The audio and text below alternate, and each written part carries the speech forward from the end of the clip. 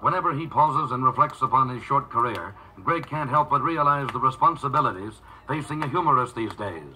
So listen. What do you demand out of a comic today?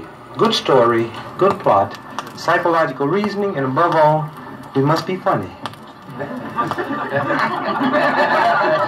And you wonder why we're sick, huh? 20 years ago, two comics walk on the stage and go something like this. Hey, man, who was that crazy chick I saw you with last night? Another guy said, man, that wasn't no chick, that was my wife. No, that's all of the joke. That's it. That's what they told 20 years ago. But you expect more out of us today, and we give you more. That's why we ask for more money. Hey, man, who was that crazy chick I saw you with last night? Man, that wasn't no chick, that's my brother. He just got a problem.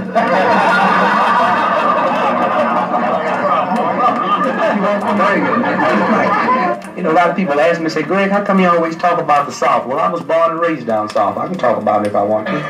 Matter of fact, I was born so far south, had my mother taken one step back, I'd have been a Mexican. Not that far. Born and raised in St. Louis, Missouri, so we had our problems there. And then we'll get 1951. They integrated the swimming pools, and all our parents made us get out there whether you could swim or not. Just go, get with them, go. Tell my people, damn it, you want to be with them people? You go. Get me out there in all that water. You know they don't like me anyway. And I can't swim. But they were nice to us. When I found out what happened, you didn't know how to swim. They were real nice to us. They knew they had to integrate. They had a new lifeguard for us. He was blind.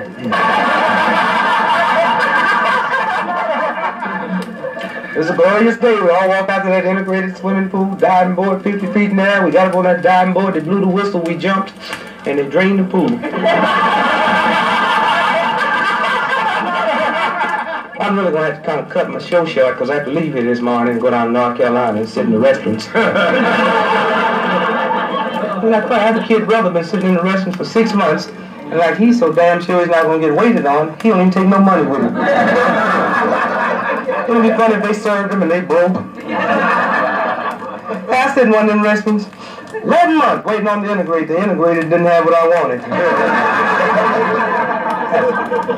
I went home down south. I went to Mississippi about 6 months ago to visit my brother. And the night before I got there, I didn't see him. I missed him forever. See, he was driving one of them pickup trucks and run through a red light and ran into a Ku Klux Klan parade. He'd have been 27 tomorrow. So I went down, you know, and heard the bad news and I started drinking, you know. And like whenever I get drunk, I think I'm Polish.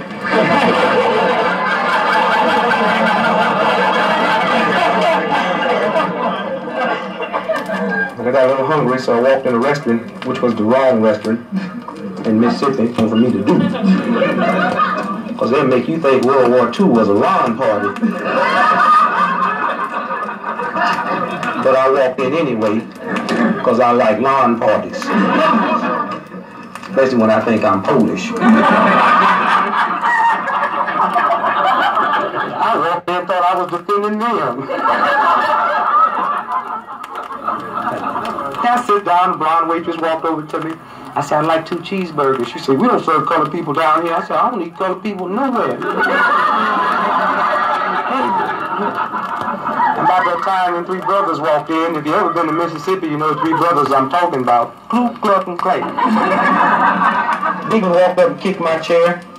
He said, boy, you know damn well you can't eat in here. I said, just for that, bring me a whole fried chicken. He said, boy, you can't eat that chicken in here, and whatever you do to that chicken in here, we gonna do to you. I said, for $1.25?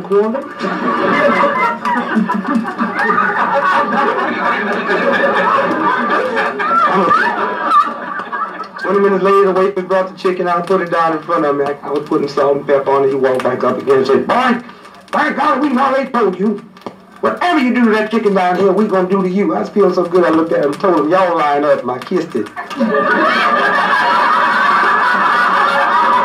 This is a wonderful world. I have to keep living and learn how to rationalize and try to make the bad things a little bit pleasant. That's why this racial problem don't bug me as much as it should. Because I can learn how to rationalize simply because I believe one day it's going to be over. And I want my mind to be messed up when it's over, you know. Yeah, so you can be so bugged up here from sitting in the back of the bus, they tell you can ride it in the front, and that'll kill you.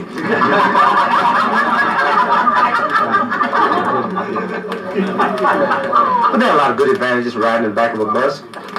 Next time you get on the bus, you know where that emergency door is located. I had a cat the other night after the show was over. He walked up. Hey, Greg, I'm from Mobile, Alabama. I sure enjoy your act. You ought to bring your act to Mobile.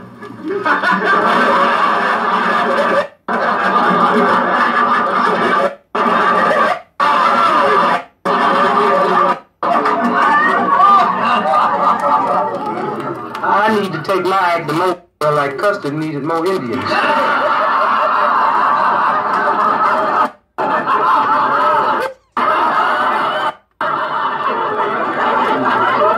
Even work the southern part of this nightclub.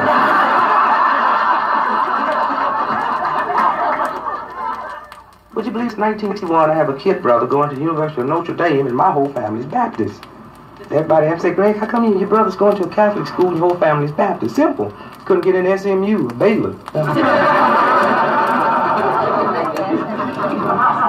When he was a little kid, we put him in every school we could think of and he flunked out. Private school, Methodist school, public. He flunked out every school back home but one, which was a very exclusive school because you had to be like sent there by someone, like a judge. They held him for a while and let him out and told my parents you had to put this young man in some type of school. We'd have him back here. We tried every school back home but a Catholic school, so we gave it a try. And would you believe it? He made straight A's through Catholic grade school, straight A's through Catholic high school. Now he's down at the University of Notre Dame making straight A's. He was in town a couple of months ago and I asked him, I said, Ron, what gives? When you were a kid, we put you in every school we could think of and you flunked out. The minute we put you in a Catholic school, you make straight A's. How? He said, I don't know. When I walked in that first morning and saw that man nailed to the cross, I knew they meant business.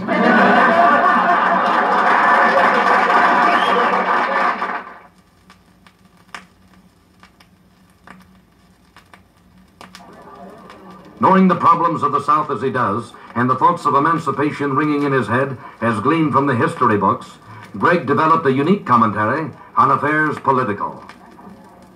But like I said, a lot of nice things happened.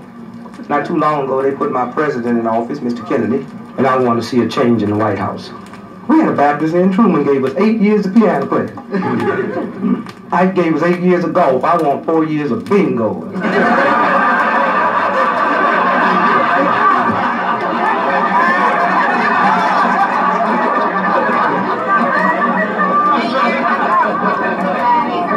8 years of what wasn't too bad? 8 years of golf wasn't. Oh, I'm not knocking golf or nothing like that. I mean, I don't even give a damn. I just barely got the vote this time.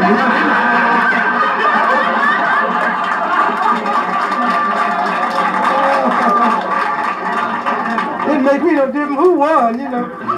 I'm just person. Well, see, you've been voting for a long time. I haven't. No, see, back in my hometown, they make us take a test to vote. Nuclear physics and Russian.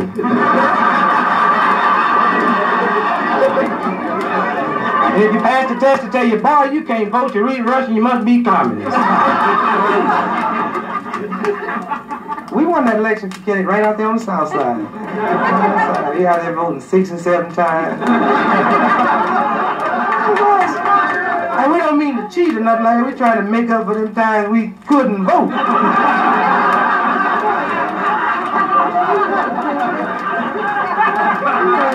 You read it in the paper, didn't you? Neighborhood out there on Cottage Grove. 87 people registered, 102 vote, and 2 live in the neighborhood. Yeah, we did all right out there. We won this whole state ball. But Republicans doing the same thing. But they don't use us, yeah. Chinese.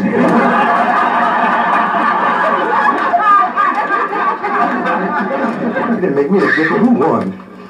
I'm really for Abraham Lincoln myself. That's right. Had been for Abe, I'd probably still been on the open market today.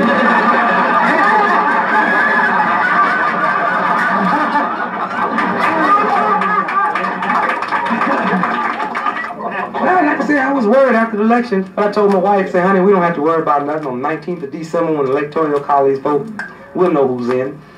On the 19th of December, I was so nervous and excited, I flew out to Washington, D.C. and walked up to the White House. The guard said, hey, fella, where you going?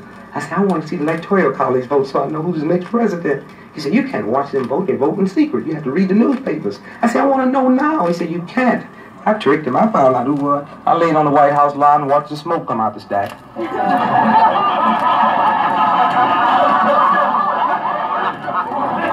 And you Southern Baptists just suffer on that one. I can hear Kennedy praying now. Hail Mary, full of grace, at last the Protestants in second place. And we are.